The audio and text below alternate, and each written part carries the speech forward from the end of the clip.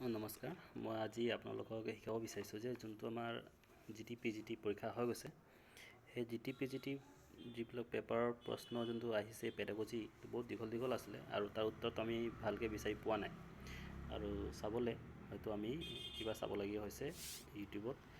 তে মই এনেকৈ শিকাই দিম যাতে আপুনি নিজৰ পৰাই গোটেই প্ৰশ্ন উত্তৰ বাচিব পাৰিব। সেইটো কাৰণে আপুনি খালি দুটা এপছ লাগিব, এটা লেন্স লাগিব, গুগল লেন্সটো লাগে আমাক কপি কৰিবৰ কাৰণে। আৰু ইয়াৰ পৰা মই যিকোনো প্ৰশ্ন যদি কপি কৰি দিওঁ, ধৰি লওক এই প্ৰশ্নটোৱে যদি মই 4 নম্বৰ প্ৰশ্ন যিটো আহিছে ইয়াক মই এনেকৈ কপি কৰিম। কপি কৰাৰ পাছত ইয়াৰ পৰা মই চিলেক্ট কৰি ল'ম এই গোটেই আৰম্ভণিৰ পৰা এজ পালৈখিনি গোটেই অপশ্যন সৈতে এনেকৈ কপি কৰিলোঁ। কপি কৰাৰ পাছত মোক এটা এপ্লিকেশ্যন আব লাগিব যোনটো কোৱা হয় চেট জিপিটি জাষ্ট আপুনি ডাউনলোড কৰিব। ডাউনলোড কৰাৰ পাছতে এটা চাইন ইন আহিলে আহিব আৰু চাইন ইনটো কৰাত বহুত সহজ আছে, অকল জিমেইল পৰা এটা দিলে চাইন ইন হৈ যাব, একো প্ৰব্লেম নাই। তাৰপিছত ইয়াত কি হয়, কপি কৰাটো বস্তুটো মই ইয়াতে পেষ্ট কৰি দিলোঁ। পেষ্ট কৰাৰ লগে লগে মই ইয়াৰ পৰা চেণ্ড কৰি দিম। চেণ্ড কৰাৰ লগে যিটো মোক শুদ্ধ উত্তৰটো ইয়াৰ যোনটো বেষ্ট উত্তৰ হ'ব সেইটো দিব, লগতে ইয়াক ছাজেশ্যনো দিব বা ৰিজন দিব যে কেলৈ এই উত্তৰটো শুদ্ধ আছে। তেনেকৈ আপুনি চাওক ইমান ডাঙৰ কুৱেশ্যনটো টাইপিঙো কৰিবলগীয়া হোৱা নাই আৰু উত্তৰটো কি হ'ব একজেক্ট সেইটো আমাক কৈ দিছে। আৰু ঠিক তেনেকৈ আপুনি এইটো ইংলিছ হওক বা অসমীয়া বুলি কৈছোঁ, ইংলিছ বা আছাম এণ্ড ইটছ পিপুল হওক বা মেথমেটিক্স হওক, যিবোৰ প্ৰশ্ন আমি উত্তৰটো টান পাইছিলোঁ কৰিব লাগে, সেই প্ৰশ্নবোৰো আৰামত আমি ইয়াত পাই যাম। এটা মই দেখাই দিছোঁ যে ইমান ডাঙৰ যোনটো ইংৰাজীত পেছেজ আহিছিলে, সেই পেছেজ বহুত ডাঙৰ আছে, কিন্তু ইয়াৰ উত্তৰটো আমি 1 মিনিটৰ ভিতৰতে ক'ব পাৰিম কি হ'ব। জাষ্ট এইটো ভালকৈ ফটোটো মাৰিব লাগিব, কেমেৰা ভাল হ'ব লাগে। ইয়াৰ পৰা লৈ কিনে গোটেইটো কপি কৰি দিয়ক।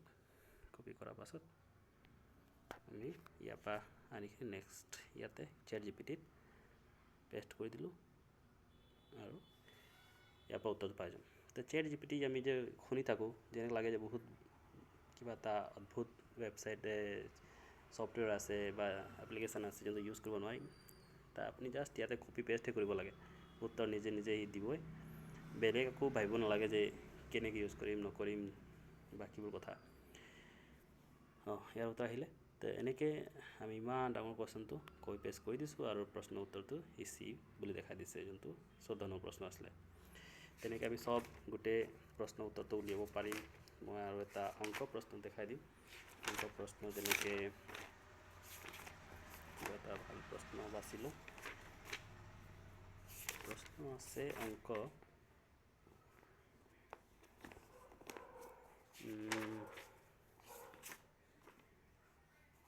এনেকৈ ইংৰাজী প্ৰশ্নও ওলাব পাৰিব আৰু অংক হ'লে অংক ওলাব পাৰিব। চব প্ৰশ্ন উত্তৰ এনেকৈ আপুনি পাই যাব ইয়াৰ পৰা। মই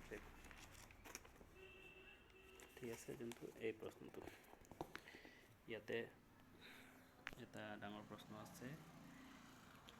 কেমেৰা কপি লেন্সৰ পৰা ফটো মাৰোঁতে এই ছাইডৰ যে 72, 73 ওলাই আছে যে এইফালে ওলাব নিদিব, অলপ এনেকৈ টানি ল'ব আৰু এনেকৈ ক্লিক কৰি কিনি মই ইয়াৰ পৰা কপি কৰি ল'ম। এই পাছ পৰা লৈ কিনি এই গোটেই অপশ্যনবোৰো কপি কৰি ল'ম। অপশ্যনবোৰ নকৰিলেও এইটো ইয়াৰলৈকে কৰিলেও উত্তৰটো দিবই।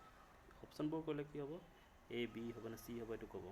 তাৰপিছত মই লিখি দিছোঁ কাৰণে চব কপি হৈ আছে, সেইকাৰণে মই বাছলৈকে কপি কৰিলোঁ।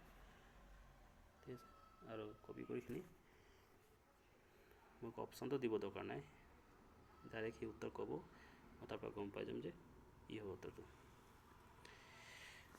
তো চাওঁ কি উত্তৰ আহে। এইটো কেলকুলেট কৰিব অলপ সময় ল'ব, কেইছেকেণ্ডমান। তো অপশ্যন এটা আছিলে 42, 56, 72, 36 কি আহিছে চাওঁ। ইয়াতে উত্তৰ 42। তো A নম্বৰ যোনটো আছে শুদ্ধ 42 ই দেখাই আছে আৰু কৰিও দিছে ইয়াতে। এতিয়া ইমান সময় নাই যে মইতো কৰিছে শুদ্ধ হৈছে নে ভুল হৈছে চাবলৈ।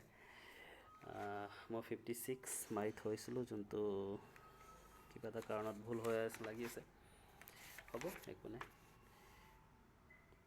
ইয়াতে তো ঠিক আছে, মই এতিয়া ইমানেই ক'বলগীয়া আছিল, বাকী চব পাৰিবই। আৰু কৰিখিনি চাব যে কিমান শুদ্ধ হয়, আৰু এইটো পাৰিছে নাই ইউজ কৰিবলৈ, কমেণ্ট কৰি জনাব।